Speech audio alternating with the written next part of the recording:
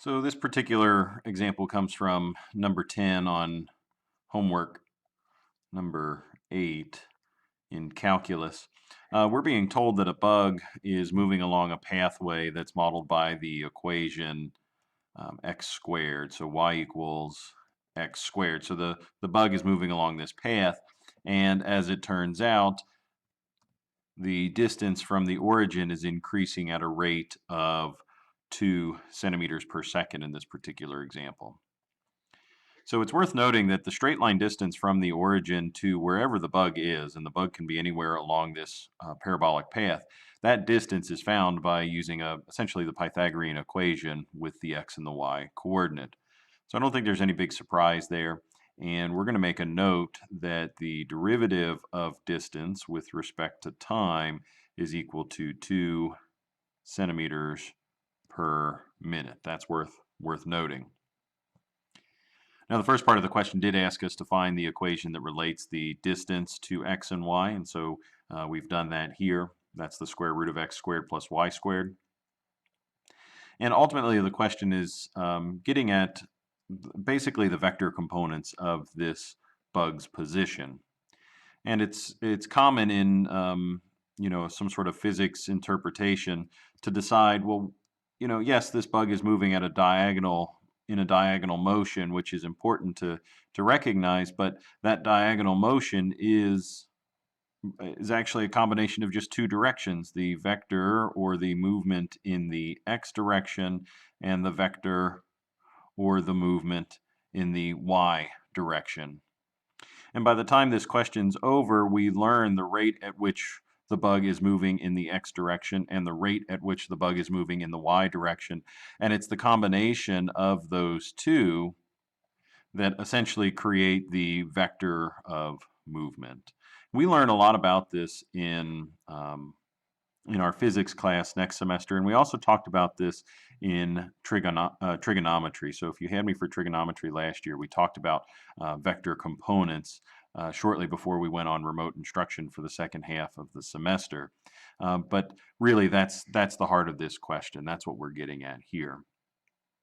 Now, as far as getting there goes, we do derive this function with respect to time. T is our variable that we're differentiating against because the measurement of our distance, centimeters, was measured against another variable, time. And we do that pretty frequently. So what I've opted to do is write this function not as a square root anymore, but as a power of 1/2. To me, it's a little bit easier to apply the chain rule than to think about the specific rule for square roots. So when applying the derivative, I take the power of 1/2 and multiply it by this group, and I reduce that power by 1, and we've got negative 1/2. The inside remains untouched for the time being, but because of the chain rule, we do turn around and multiply immediately by the derivative of the interior. The derivative of x squared would be 2x normally all by itself, but since we're deriving against the variable t, we tack on the differential, dx dt. Same thing happens with y.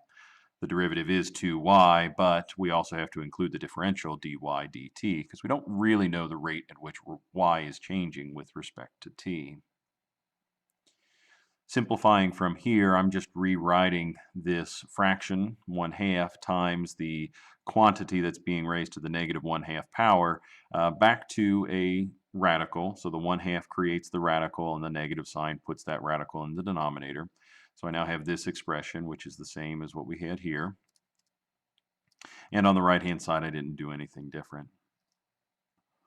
What I've done from here, though, is I took this group from the derivative, and I'm essentially distributing each. I'm kind of distributing in the opposite direction here. I'm taking the coefficient that we had, and I'm distributing that to both terms inside of this grouping symbol, and that's where the 2x dx dt over 2 square root x squared plus y squared comes from, and that's where the second term comes from as well. We have that common factor in the numerator and the denominator that disappear, and so ultimately we're left with x dx dt over square root x squared plus y squared. And it is common for us to push this dx dt to the outside because that's essentially the same. If we have a multiple in the numerator, that would be the same as the fraction without that multiple, and multiplied by that multiple on the outside. So hopefully that makes some sense in how the derivative was obtained. But now we start utilizing some given information. Now, we were told that the bug is increasing its distance from the origin at 2 centimeters per minute. And the math in the step before was talking about the change in distance over time, d dt. And now we were told that d dt is 2. That was part of the given information in this particular example. We were also told that we would like to know what's happening to this bug at the position 3, 9 in this particular example. And so we've substituted x's with 3 and y's with 9. And so all of that's pretty straightforward. We can take a couple steps to do the math and isolate, but the problem is our goal is to solve for dx dt and dy dt. We want to know the rate of change in the horizontal direction and the rate of change in the vertical direction. And that would be tough to do at this point because we now have two different variables in an expression that we've got here. And that's really as far as we can go unless we do some side work, unless we incorporate the two. So in a sort of system of equations, if you will, the thought from here is that if we could solve for dy dt in terms of dx dt, well, we can make a substitution and then continue solving for dx dt, or vice versa. And that's what was done over here with this side work.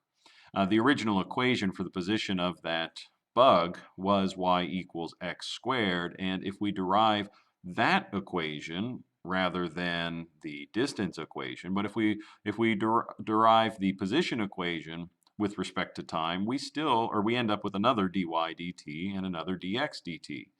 And dy dt, dx dt within the same problem do mean the same thing. They are equivalent. Dy dt here is the same as this dy dt here. And so with that known, then we can substitute 2 times x dx dt in for this component. And in doing so, we're ultimately able to produce an expression that contains only dx dt's as our variable. And we've got a common factor, dx dt. So we can combine this coefficient, 1 over root 10 plus 18 over root 10 as 19 over root 10. Divide both sides, simplify, and now we've got the derivative for the x direction, or the rate of change in the x direction.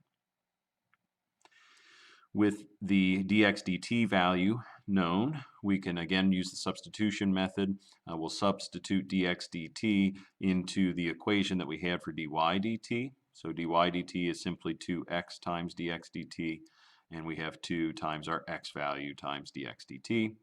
2 times 3 times 2 is 12.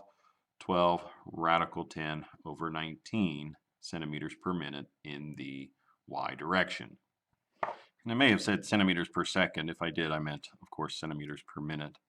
But off camera, I went ahead and calculated what this would be in decimal form, and this is kind of a nice way to compare our results.